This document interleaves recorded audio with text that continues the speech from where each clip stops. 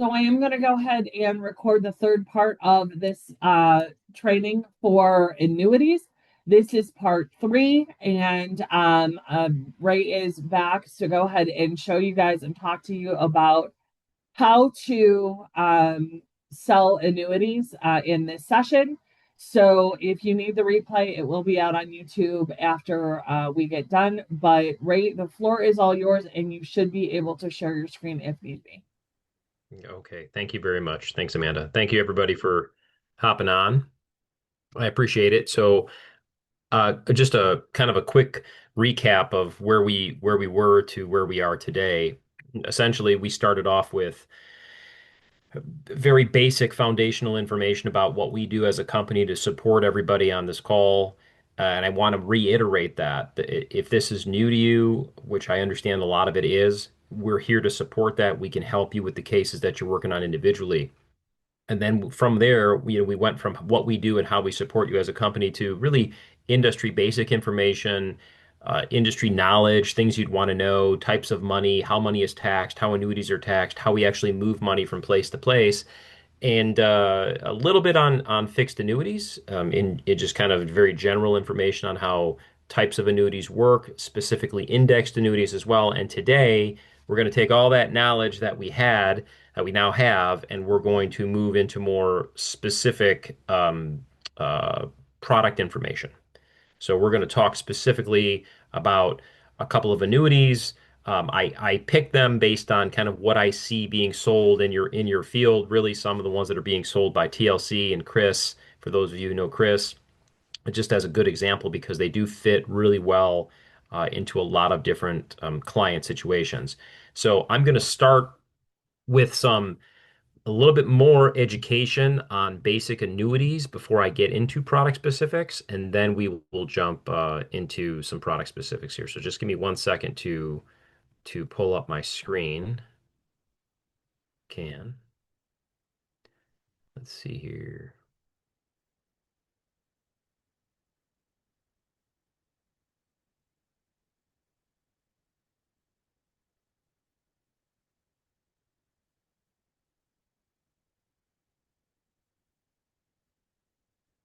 That, do that.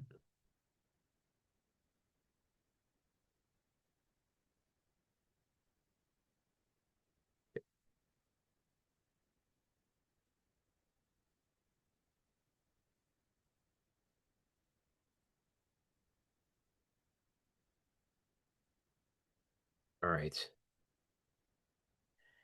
Okay, everybody should see now a screen that says exploring fixed index annuities. We're going to hone in on fixed index annuities because 98% of the cases that we see come in are fixed indexed annuities. So I want to spend the time really talking about that. I know last time we talked about some different ones, different types of annuities. So from there, I want to talk about when you are visiting with clients, when you meet with people, and you're talking with them about whatever you're talking with them about right now, like their health insurance or how you're helping them. I want you to kind of keep these concerns in mind. I call this issue spotting, right? We're looking for issues that we can help people with. And with annuities, we can assist with a lot of these types of concerns that they have. But these are the most common ones. Outliving my money, right? That's like kind of number one. Am I going to run out of money? And like I've talked about on previous calls with health insurance or I'm sorry, with healthcare, they're pretty much going to have a guaranteed expense in retirement called healthcare, and it's going to be their biggest expense as they age, not even counting long-term care if they should need that. So keep that in mind as we talk about fixed indexed annuities. So they don't want to run out of money. They want to have access to their money. Like everybody wants that. And I don't care what anybody says. When people retire, like they don't want to eat out of the cat food aisle. They want to live the lifestyle that they've been accustomed to. That's really what they want to do. Maybe their expenses are lower. Maybe they paid off their home. Maybe they don't have a car note anymore. But it's not like they just want to stay at home. I mean, they worked all their lives. They crossed the finish line. They've saved money. Now they want to enjoy the remainder of their lives in their retirement. So they want to protect their money. So the money that goes in, hey, I don't want to lose this because I worked so hard to make it. There's a lot of rumblings about Social Security. Is it going to go away? Is it going to be reduced? There's the trust fund's going to run out by I think it's 2037 now or 2034 if they don't do anything about it. And then nursing home. I promise you, every one of your clients if you ask them at their age, do you know anybody that ended up in a nursing care facility or needed long-term care or something like that? They're going to say yes.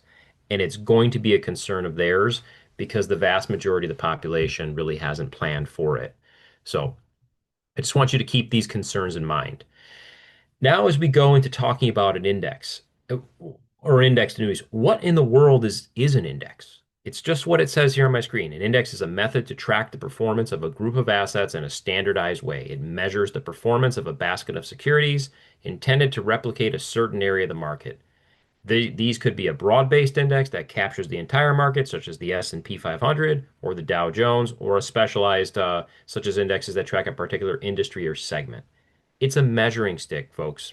That's really what it is. And we'll focus in on the S&P 500 just for this part of the conversation. The index is the measuring stick that the carrier is going to use to determine what kind of gains they're going to give the client, how they're going to credit the client. So there's so many different ones that are now available. There's probably well over 200 indexes that you can attach your money to inside of indexed annuities that work in various ways. Some of them are all domestic US based stuff, some of them are global stuff.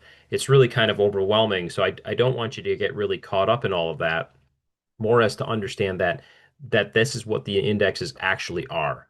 Okay. And who are they right for? Who are indexed annuities right for? People looking for income, right? They want to guarantee an income stream. I think I talked about this on the last call. An annuity, because if it's a form of insurance, is the only type of financial vehicle that can provide guaranteed lifetime income because it's pooled risk, right? So they know certain people say, how can they pay me money for the rest of my life, even if I run out of money? That's the most common question we get. How can they do that? How are they able to do that? Well, think about this. How is any insurance company able to pay claims on anything from health insurance to car insurance to homeowners insurance? Because they're betting that not everybody is going to be a liability for them, or they're betting that not everybody is going to be a big liability for them, right? So not everyone's going to get in a car accident. Not everybody's house is going to burn down. Well, with annuities, not everybody is going to exercise the lifetime income. Not everybody is going to live uh, to their life expectancy. Some people are going to lapse the policy, and so on and so forth. So I'll get into that as I go through this. How do they protect the premium? We talked about that last time a little bit. They're looking for protection of premium. They want a guaranteed rate of return, oftentimes. They want upside potential. I hate to say it, but we as human beings, our clients, everybody's kind of greedy. You ask them, hey, or you show them, you only really need a 4 or 5% rate of return to not run out of money. And they're like, yeah, but that doesn't sound very attractive. I'll take, I want 15 or I want 20. So people want some potential. And then tax deferral, okay? Tax deferral. Every time you earn interest inside of an annuity and you don't withdraw it, it's completely tax deferred. So you're not getting a 1099 for money you never took out like you do from, say, a CD at the bank. They want liquidity. Common misconception: my money's tied up in a black box. I can never get it out of the annuity. This is false. People think that, or they were told that by a friend or a neighbor or a family member. There are liquidity provisions. You can access the money, typically about 10% every single year, penalty free. And then they're thinking about what happens when I die, right? What are the people going to get that I leave behind? What the people I leave behind, what are they going to get? They want to leave a legacy. We can accomplish that inside of the indexed annuity as well. So now I'm going to break the acronym down. Fixed indexed annuity. I know this sounds kind of hokey, but I have seen many very experienced agents that sell annuities have to explain what this really means to people, right? The F, the I, and the A. So fixed index annuities are insurance contracts with insurance companies that generally offer certain guarantees, such as not losing value due to market downturns. What does that really translate to? You cannot lose money. It's fixed. Your floor is worst case scenario, zero. Okay? Worst case scenario. So that's what the F stands for. So the F really equals protection. The I is how we make some money in this thing, right? It's what I just talked about, what the how we track the underlying growth of certain indexes and we calculate a rate of return, and I'm going to show you some of the ways they do that. And then the annuity, right? The annuity is essentially translates into income. There are various ways you can access income from the annuity, and we're going to talk about how we can do that in the form of lifetime income or in the form of even just random, penalty-free withdrawals. But it's important that you break this down for people so they understand what it is that they're buying. If they're confused, they oftentimes will say no. So look at this is kind of a graphical, excuse me, representation of how FIAs perform in up markets and with market downturns. So in an up market, the market's going to do a little better than the FIA because we don't have all the growth, right? We have part of it, but we have none of the downside. So in a down market, we stay flat. The market goes down, your clients don't lose any money. And if you remember my last presentation, when we earn interest on an annual basis, we lock that interest in automatically. We call that the annual reset. And we don't have to give it back the following year if the market goes down, as opposed to like, if you're in stocks or a 401k or something like that. So it's important to understand that we can grab a portion of the upside, but none of the downside when their downturns do occur. Okay. Now there are things that are called modifiers inside of indexed annuities. And these are the things that actually will modify the return, if you will, that'll create the return. You're going to see terms like cap, participation rate, margin, fixed rate, fees rather. And I want to explain what those really mean as it relates to the index returns. Okay. So let's talk about cap. Pretty straightforward. And I'm going to use the S&P 500 for right now. I buy the indexed annuity. I'm in the S&P 500 index. I have a cap of 5%. It's just random numbers. Some are higher right now than 5% on the products. The S&P 500 that everybody looks at every day on the TV or on their phone, on their stock app, it goes up 7% for the policy year that I'm in year to year. They measure that and then they apply the cap. So my cap is 5%. So my client in that scenario would make 5%. Pretty straightforward. They cap your interest on it. If the S&P were to go the other way, like negative 10 or something year to year, you would make zero. That would be how that would work. Okay. The participation rate is a separate strategy. So participation rate says, I don't have a cap. I'm uncapped. People like this, but I don't get all the growth. In this example, I get 50%. So S&P 500 goes up, let's say it goes up 18% year to year. We'll have a big year. I'm going to grab 50% of that. So I'm going to get 9% is what I'm going to get credited on my anniversary. Okay. If it only went up 10, I'd get 5. So I'll get asked over the years like, hey, what's better, a cap or a participation rate? Tell me if you have a crystal ball and what the S&P is going to do, and I'll answer that question. None of us really know the answer to that, right?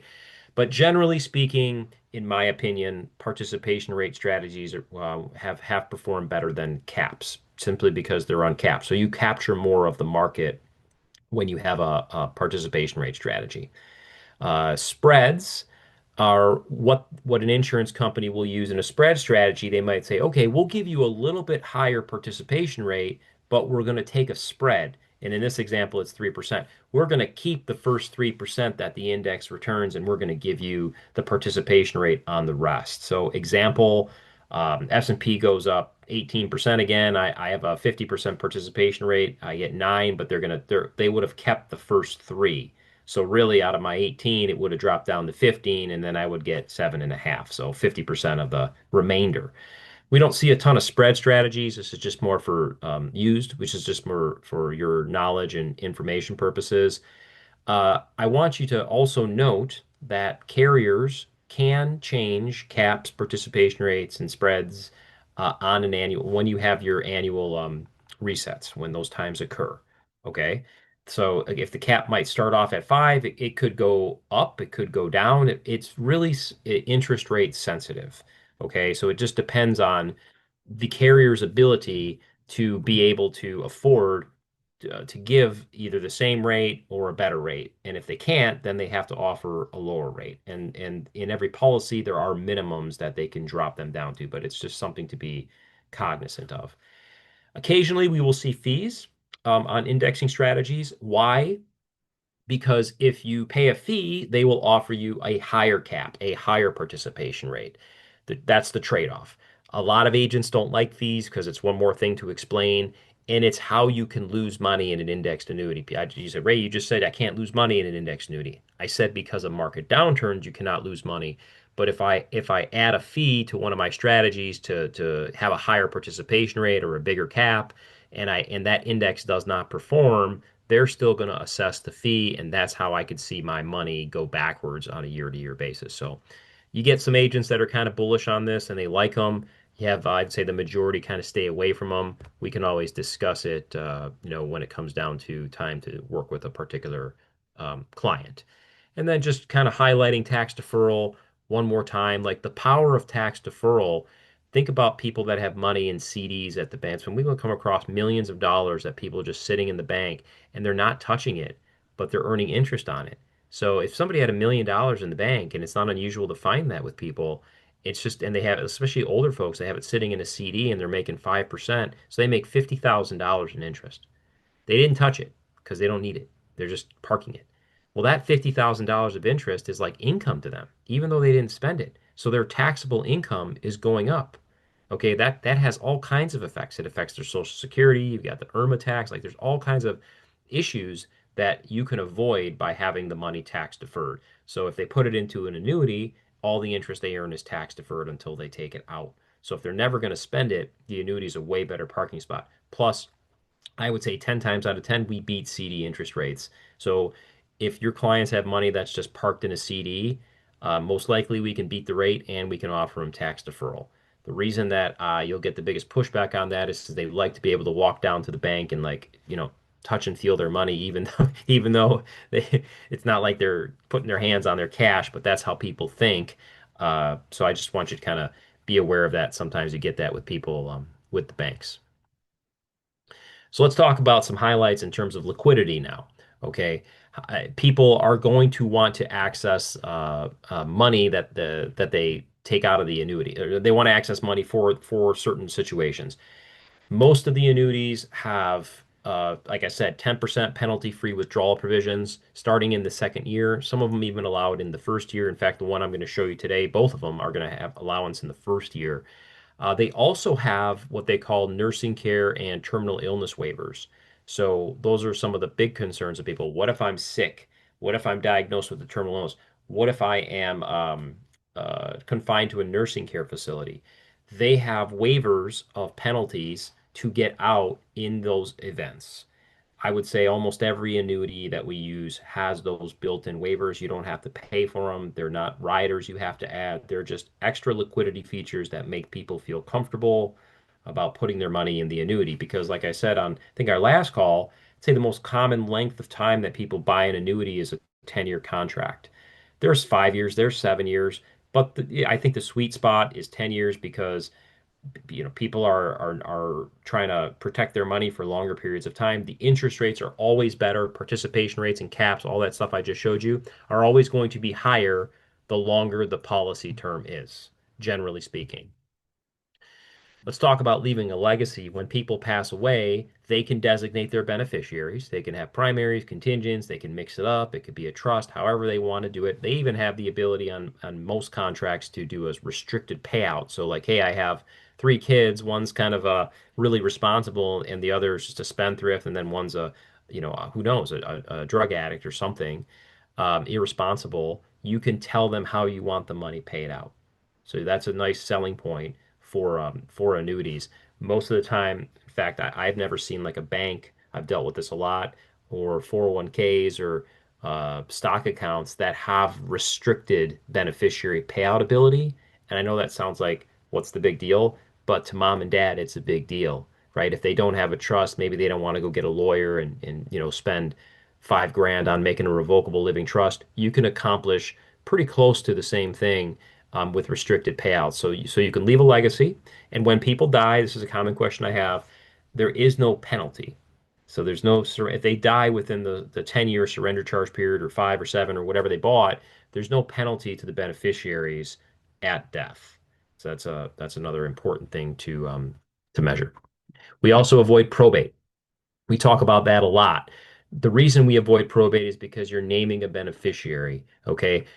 It's not uncommon. I'd say 50% of the time we'll find bank accounts or CD or 401ks, CDs, things like that, people never name the beneficiary. So they die, it goes to probate. If anybody's ever experienced probate, it's a long, painful, expensive, transparent, non-private process that you would not wish on your worst enemy and you would want to avoid, especially in Chicago because you wait like years to even get in there. So it's not a great place to be. So now we're going to talk about kind of like how FIAs relate in terms of risk and features to maybe other types of products that are out there. So what when we take money from an annuity, from somewhere to put into the annuity, where is it coming from? We see it coming from savings accounts, money markets, CDs, other annuities, right? It's very not uncommon. Stock market, mutual funds, ETFs, things of that nature. So that's where we see the money coming from. So in terms of the risk spectrum, where do we fall? Okay. You're never going to find a product that can do everything, that offers all the growth, all the safety, all the liquidity. That's the perfect plan that really kind of doesn't exist, but we land right there in the middle. Like that's where we are. I'd say the sweet spot is in between the market stuff that has risk and the principal protected stuff that has no risk, but not a lot of upside. So this is kind of like the risk spectrum versus the reward, going across up and across. So you got cash on the very low end, right? No risk, no return. Okay, just money sitting in a savings account or in a checking account. Bank, money markets, CDs, you get a little bit more. Okay, my principal is still protected in these things. Fixed annuities, right?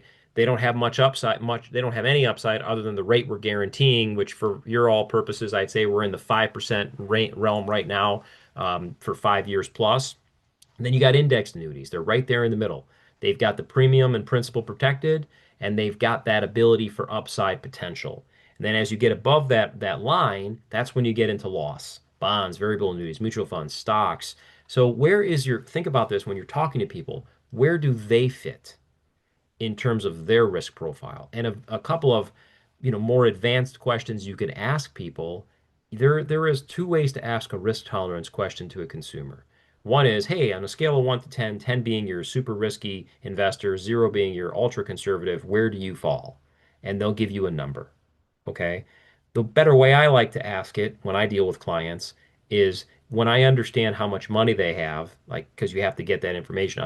Let's say they have $500,000 in the bank or in a 401k, and you ask them the question of that $500,000, if you lost $250,000 of that, would that upset you? And they're going to go, heck yeah, that would upset me. I lost half my money. Okay, great. If you lost $200,000, would that upset you? Yes. If you lost $100,000 of that exciting, yes, make it real because that's what really happens. I like using numbers instead of percentages, dollar amounts instead of percentage figures, because that's the stuff that really happens when the market plummets for people. And it's hard to come back when you're older and you're not working anymore. So it's just you can get to the point that way faster with people to understand where they sit. If their money is in the market, why is it there? And it's probably because they don't know any different. No one's showing them any different. Or the advisor or agent they're working with just kind of got them to that point and they never made any adjustments. Like their life changed, they retired, they're not contributing to their retirement plans anymore, they're paying for their own insurance. Like everything changed, and all of a sudden, the way they invest hasn't changed. So that's part of why we have to open their eyes. So going back to that risk tolerance question, if somebody said, you'll get this a lot. Yeah, I'm like a 7. So they act like they're okay with risk, but then you go, okay, you're a 7. Then ask them the number question. If you lost $250,000 of your 500, how would you feel? And they're go, not good. Not good at all. They're not a 7. They're probably more like a 2 or a 3. But you just kind of got to make it real for them. So I'm belaboring that point because you have to a degree, help people understand the risks that they're taking, because it's not always going to be explained to them by their financial advisor or their broker who only really cares about managing their money and making money off of their money and I'm not saying they're bad people, but they just have a different investment philosophy from agents that sell insurance products. And there's nothing wrong with us or the agents that sell insurance products. It's just that we have our philosophy and they have their philosophy. And I can tell you this, oftentimes they don't like our philosophy. They're going to try to sell against your philosophy. They're going to say to people, annuities are bad. We all have heard it. I want you to consider this before I move on. Why does a broker, a stockbroker, or one of these people that manages money say that an annuity is bad? It's not because the annuity is bad. They don't like putting money in annuities. This is not like a hidden thing, but they don't no one talks about it because if they put the money in the annuity, they can no longer charge their management fee on it. Okay, they're charging 1.5% to manage somebody's $1 million or whatever, and they like that. They like that flexibility. They like that reoccurring fee revenue they get every single year on it. If you take it and put it in an annuity, it's parked there. You got paid a commission. They got paid a commission. They make way more money charging the client a fee, but they say annuities are bad. But in reality, their client is the advisor's personal annuity because they get money off those people, for, over and over again, year after year after year. So just keep that in mind if you ever come across that type of situation. So how do we compare, right? So if you take a look at the index annuity, it checks all these boxes. We've got safety of principal, tax deferral, ability to create guaranteed lifetime income, growth potential. Whereas you look at the next thing up, the stock mutual funds, okay, they got growth potential, none of the other three, right? Variable annuities. They're annuities, but they have risk. We don't sell those because we're not licensed to sell those. Okay, they have tax deferral. They can create lifetime income. They have growth potential, but they have no safety of principal. So most retirees don't like those. Multi-year guarantee annuities, those are great. We sell them too. But they don't have any really growth potential other than the interest rate that they're providing. And then money markets, none of the three to the right. It's all safety, safety, safety, and CDs and savings accounts. That's how we compare to the rest of the financial product universe.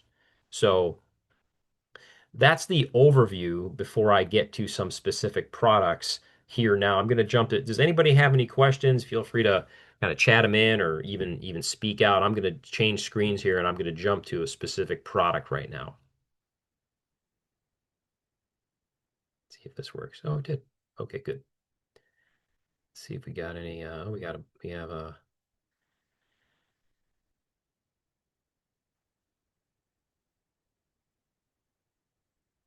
let me see if anybody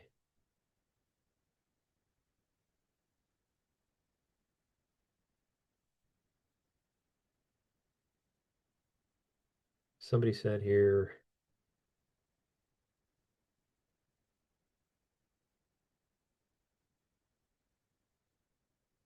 Hang on one second, everybody. I'm just trying to see this chat box here.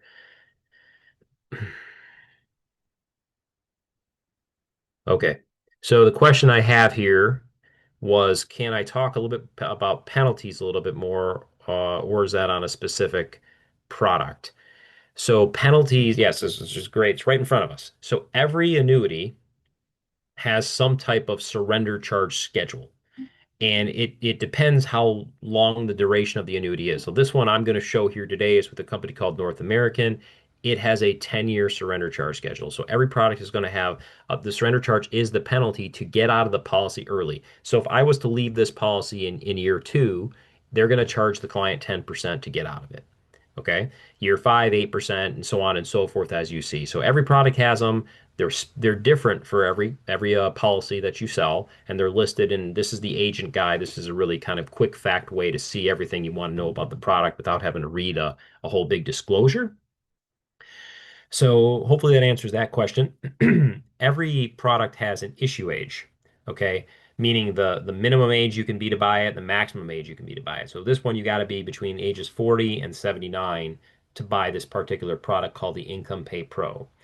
You have a minute. There is also minimum premiums and maximum premiums. So this one you have to have at least $20,000 to go in. It could be qualified money or non-qualified. It's single premium. Make a note of that. So there's annuities that are single premium, meaning you can only put the money in one time, and then we have some annuities that are flexible premium. You can add money, you can add premium to it later in all years in some cases. So if you have a client that wants to do that, you got to tell us so we can find you a flexible premium product. Because otherwise they can't add money to this contract. And I would say there's probably way more single premium these days than flexible premium contracts. There's your penalty-free withdrawal, like we've been talking about. My money's not locked up in a black box forever. I can take out 10% a year. And folks, if people want to take out more than 10% a year from their annuity, we really got to kind of look at like what are they really doing? Because if they're ripping 10% out of any account, they better make sure they're earning at least to keep enough to keep up with that. That's usually what we see with people that are having spending issues or high expenses in retirement, hard to keep up with. So, and keep in mind, we never stick 100% of people's money in annuities, right? We can't do that from a suitability perspective. So they're going to have another pot of money somewhere that they can access if they need to. Interest crediting methods right there. So I've already talked about that. I talked about the caps, and we have annual point to points. So there's some strategies that work the same exact way, but everything happens on a 2-year basis instead of a 1-year basis. I'll talk about when I show you the rate sheet, I'll kind of run through the crediting strategies real quick. Now, I want to make mention of this feature here. So I've been talking about lifetime income. Okay, so I'm going to scroll down. And this is where it gets a little kind of like confusing. To this point, I've taught you all about like annuities and how they can grow your money. Now I'm going to get into the mechanics of how they can give you a lifetime income stream. So the most common way these days is through the purchase of some type of rider. They call them guaranteed lifetime withdrawal benefits or GLWB. Okay. They're optional on some contracts. On this particular contract, it's built in. This policy is really built for somebody that wants lifetime income. So if you didn't want lifetime income, you wouldn't buy this policy. I'll show you a different one. Okay.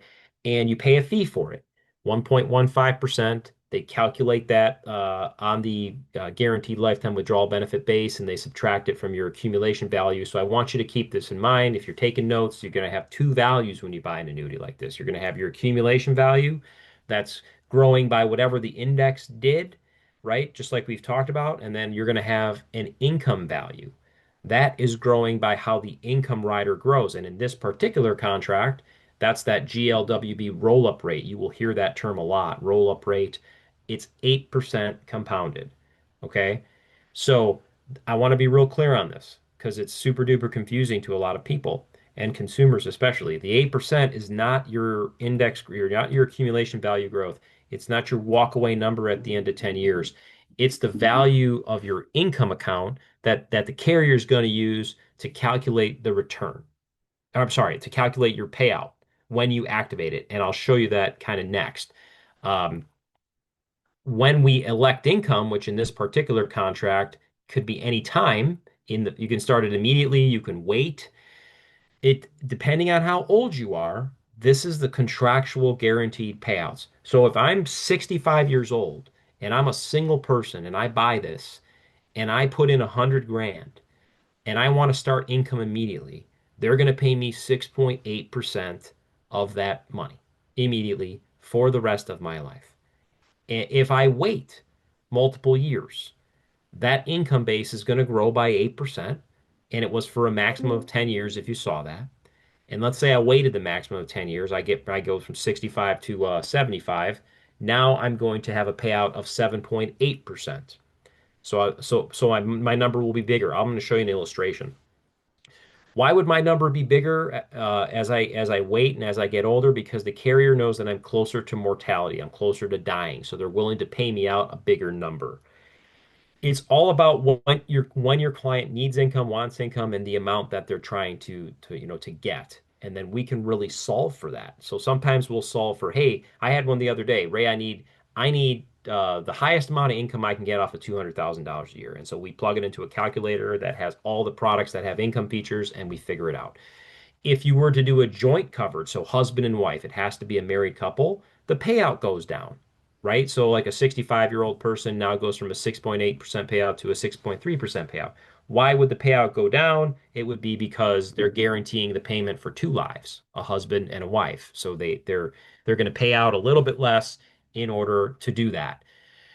You see level versus increasing. I'm going to really focus on level because that's what we see most people do. But if I'm willing to take a lower payout, I could have increases in my payment that are tied to my index returns. So if I'm going to roll the dice and say I'm going to have index returns, they will actually apply those returns to my payment and I can have a higher payout. But the trade-off is I start lower and I hope to catch up and maybe exceed what my level payout would be. Okay. So every income rider is going to have everything just like I just talked about. A way that the income base grows, which in this one it was 8% compounded for 10 years, and then a way at which it pays out, which is the lifetime payment percentages here. When you start income, the 8% thing stops. Like that 8% compounded growth, it ends. So you activate the lifetime income when you're ready to activate the lifetime income. You can start and stop income, but the 8% stops happening, growing once you activate the income. What happens to my money, like to my accumulation value? This is the cool part. It's still there. It's still growing. It's still indexing. It's still there if you die and pass on. It's going down by your payment you take out, but hopefully it's going up by the interest you're earning. Like you have the flexibility to still get at it if you wanted to like leave the policy, whatever is there. And I'll show you that in an illustration. So, a couple quick things that I skimmed over because I wanted to talk about those mechanics. This particular contract also has what they call a reserve account, a lifetime payment reserve account. So if you don't take the whole payment out, they actually can put the rest of it in a side account for you that you can access later. That's unique to this contract. They also have a nursing home multiplier. After the third year, this is great for people who might have a long-term care concern but maybe don't have long-term care insurance. If you're confined for more than 90 days, they will actually double your payment. Okay, so you'll get a bigger payment, but only for 5 years or until you run out of money. Okay, so it's not forever, but it's more money when you need it most. So that's a nice little feature that this type of product has. Okay, so now let's look at reality. Let's actually look at an illustration. Maybe make this a little bit bigger because probably hard to see for a lot of folks. Hopefully that's a little bit better. Okay. So this is an income, this is the product illustration. This is something we would create for you. And I'm going to kind of go up to the top. There's an Income Pay Pro. It's in Ohio. We'll skip through kind of the stuff that's not super relevant. There's our lifetime payout percentages. I chose four different indexes to allocate to just because you can do that. Remember, we're not really buying this particular product for super growth potential. We're buying it for income, but we still can have returns, and I'll show you that. So I chose just four different indexes. You're not locked in forever. You can change them. In this one, I did 2 years, so every 2 years. And then here's where you see kind of what's happening. Okay. So remember I said my my income base grows by 8%. I'm not going to have any growth because I'm activating income immediately. This is an example of a 65-year-old putting 100 grand in and starting income immediately. And I'll show you another one. So, and this is what we call the guaranteed page. So this is the worst case scenario, Murphy's Law, everything that could go wrong went wrong. We didn't make any money. Annual effective rate of 0% for our indexing. Okay. Well, I still get my payment, my pay it. Remember, a 65-year-old had a 6.8% payment. So I got $6,800 a year, even when I run out of money. And when do I run out of money? I run out of money right here at age 78. I have no more money left because I didn't make any money, but they keep paying me my payment. Okay, and so you see here for all these years, they've paid me that $6,800. So the first 30 years, I've taken out $204,000. If I die at that point, I don't have any money. I don't have a death benefit. We're done. Okay, and this is based off of a single life. And if you look over to the right side, that multiplier, that was that situation. If I was to enter into a nursing home facility while I still have cash value, it would double my payment. Okay, it would double my payment. So just something to keep note of. Now, if I go to the next page of the illustration, this is the page where it actually shows me I have some return. I'm making an annual effective rate based on raise index choices of 5.42%. Okay. So now I'm going to take my money out and I'm still going to have some accumulation value in there because I'm making some money, which is great. But we didn't buy it for that. We really bought it for the lifetime income. That's what you're solving for. Like I said earlier, if they're going to have a guaranteed expense in retirement called healthcare, let's try to figure out what that is approximately, and maybe that's a great starting point to create a lifetime payment stream so that they can make sure that they can live the lifestyle they're accustomed to living without having to make super big sacrifices, right? So this is just showing us what the return, what the credited interest rate was, and then you see it averages out to 5.42%. We have some years where we make no money, we have some years where we make a better return, and so on and so forth. So now I want to point out I'm going to do the same exact thing, but in this illustration, I'm actually going to wait 5 years to activate the lifetime income. So the longer I wait, remember what ended up happening was my income base is growing by 8%. So it got all the way up to $146,000. That's my income base number. Over here's my cash value. And my payment is bigger, right? Because my payout percentage is higher because I waited 5 years to activate income. So now I have a lifetime income of $10,726. Okay. And then of course the the multiplier on the right hand side over here for nursing home is bigger because my payment is bigger.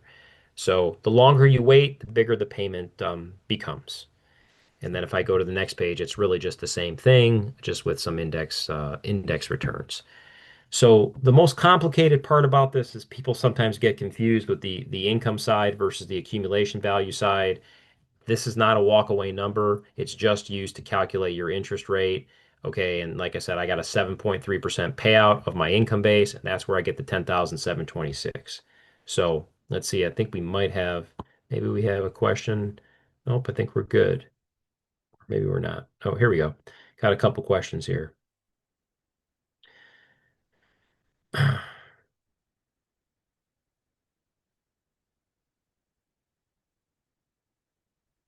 Okay, so one question, if somebody has $100,000 in the market, they can take it out and put it in this type of fund. Yes, they can. You would just have to they would have to liquidate it and then they would have to transfer it. Yes, they could do that. And the payouts I'm showing, the question was, are they annually or they are annually. These are annual payments. Some carriers allow you to take them out monthly, but I can't illustrate monthly. I can only illustrate annually. Good question. I would say the number one reason people buy indexed annuities, a big one besides safety of principal, is for lifetime income. It's for and I would tell you this too, the payouts that we see right now are higher than they've ever been because of the interest rate environment. Because we're in a high interest rate environment right now, that has a direct impact, a positive impact to income rider payouts. So like to give you some context, about I would say 5 years ago, a 70-year-old activating income in this example would probably be more like a 5.5% payout versus 7.3. So a significantly higher increase. We like to say income is on sale right now. So if clients want lifetime income, this is the time to really buy it, lock it in for the rest of their lives. It's like, hey, if I buy, like if I go back to, illustration number one, and this person took out income immediately, it's like you're getting 6.8% on your money for the rest of your life, right? And you don't have to worry about what's going to happen with it, the market, and nothing can change that. So we'll see a lot of people that, they've got income sources when they retire. They've got Social Security, maybe a pension, and maybe that is like, $60,000 a year, but they really need $80,000 a year. And they have this bucket of money somewhere. We can solve for that $20,000 gap using a product like this. So that's what you're looking for is what's the problem for people? Do they have an income gap? Because if they didn't use something like this to achieve that, they're basically just taking withdrawals out of the stock market accounts they have, 401k, whatever, and keeping their fingers crossed that it's going to perform and they don't run out of money, which is, that's not a good feeling. I've oftentimes said it to clients this way. You're in retirement and the income that you have in retirement is like it's the road that you're on. Okay. Well, if you had a choice to drive over the Grand Canyon, and there were two bridges, and one of them said you had a 72% chance of making it across alive, and the other one said you had a 100% chance of making it across alive. Which one would you drive across? They're going to go 100% all the time. Well, when you're trying to live off of investment accounts that have stock market risk, you're crossing the bridge that has a 72% chance of collapsing. That's just the reality of it. So, not to make it sound dramatic, but that's really kind of the situation. So, that's I wanted to cover one more product. If Amanda, if you hear me, tell me if I still have time to do that. I can do it real quick, or I could do it another time. You let me know. Yeah, no, I think we're good. You can go ahead and keep rolling. Okay, I'll give a few more minutes because I've showed you an income product, and by the way, there's a lot of them. Now I'm going to show you a very simple accumulation product, and this one is called the Puritan Interest Plus Annuity. It's probably the easiest, cleanest indexed annuity that we have out there. And the reason it's easy and clean is because if essentially it has, it's a 10-year contract and it has 1 year fixed rates, 3 year, 5 year, and 7 year rates that you can, the MIGA stands for multi-year guarantee, that you can lock in. In addition, you can mix in S&P cap rate or an S&P participation rate like we just talked about. You can put half the money in that or half the money in the MIGA rate. It's really kind of up to you how you want to do it. We have agents that'll put 100% into the MIGA buckets because they'll say, well, my client really only needs 5%. Why am I fooling around with indexes? Great, no problem. You can do that. It's all one product.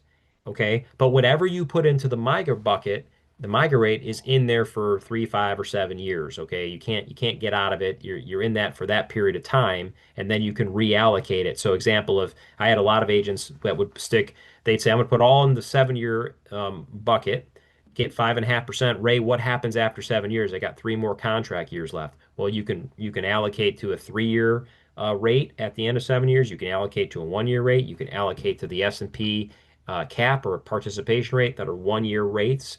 You can do that. If you put all the money, I get a lot of people now because we just got this 10-year rate of 5%. I'll put it all in the 10-year rate. You're in the 10-year rate for 10 years.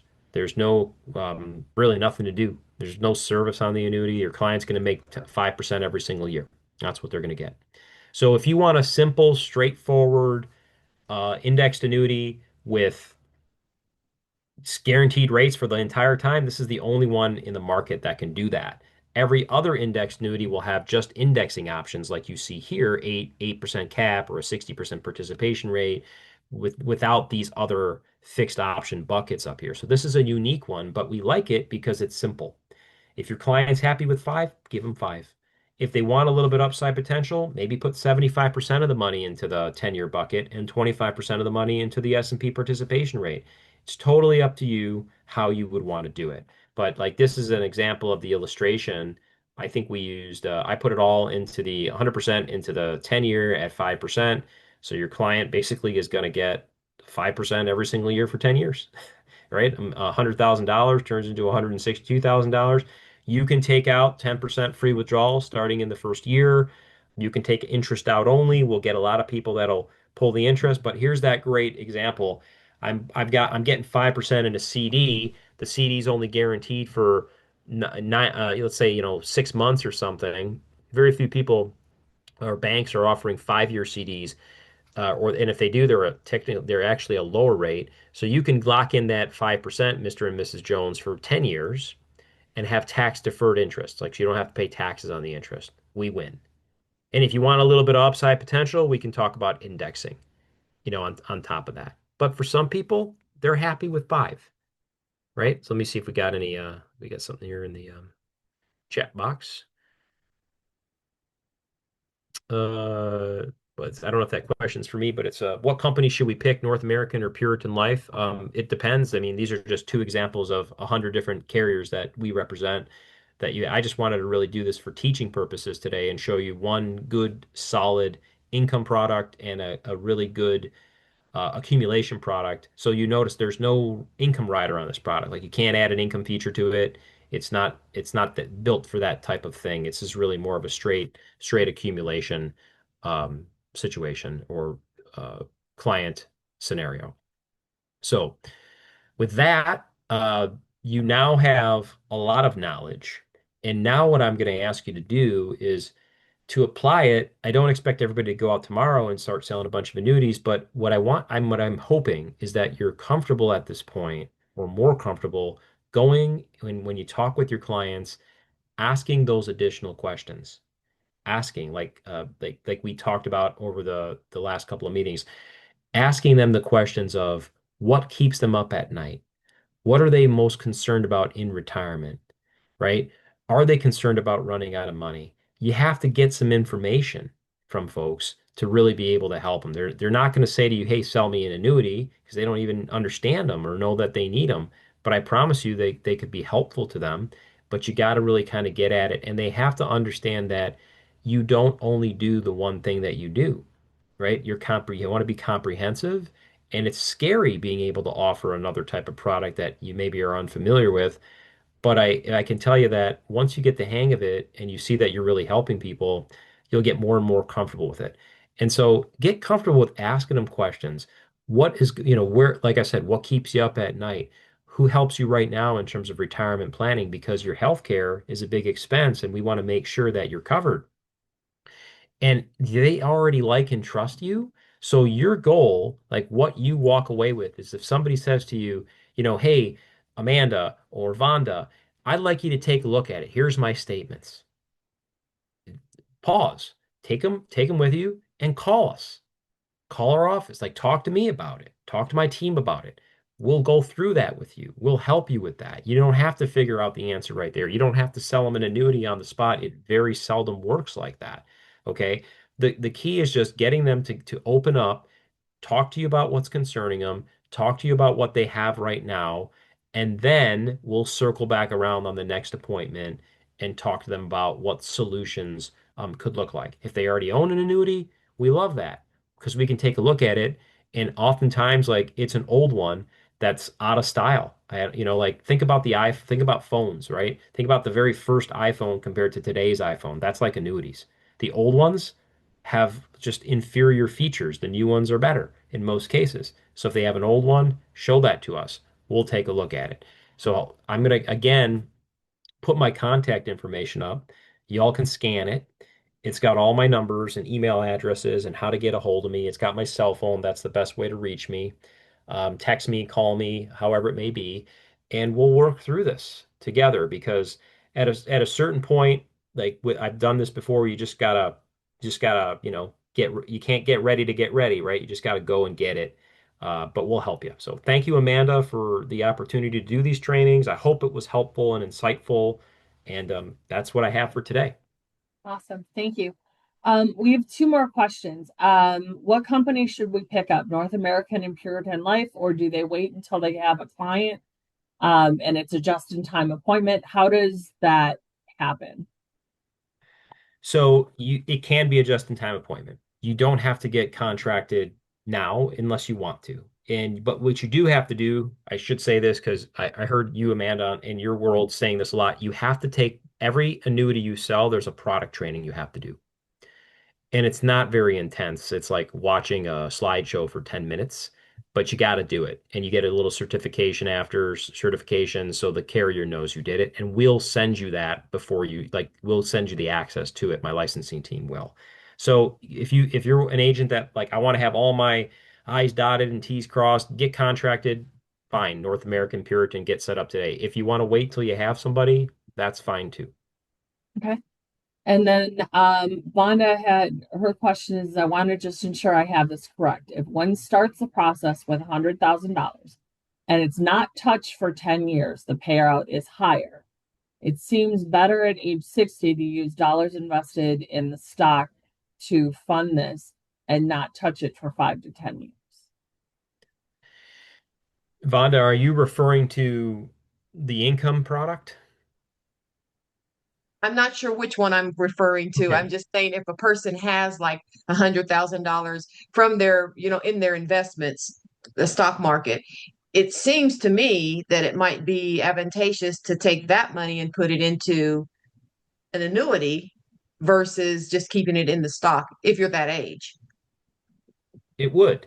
So the trade-off is on the stock market, I have sky's the limit, right? I can make all this money, but I could lose Maybe. all this. Yeah. Maybe, maybe.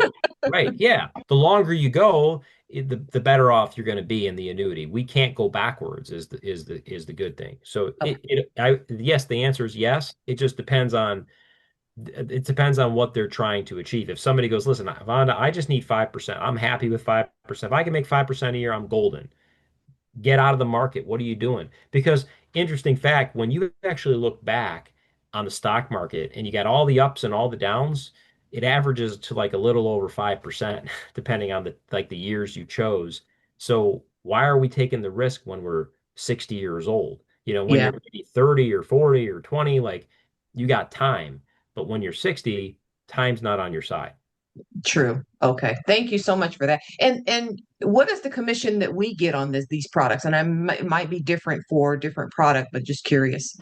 It is different for different products. I would say if I can give a range, Amanda, so typically I would say anywhere between 5 to 6, sometimes maybe 6.5. It just depends on the product. Awesome. Cool. Of the Well, I premium. appreciate the time, Ray.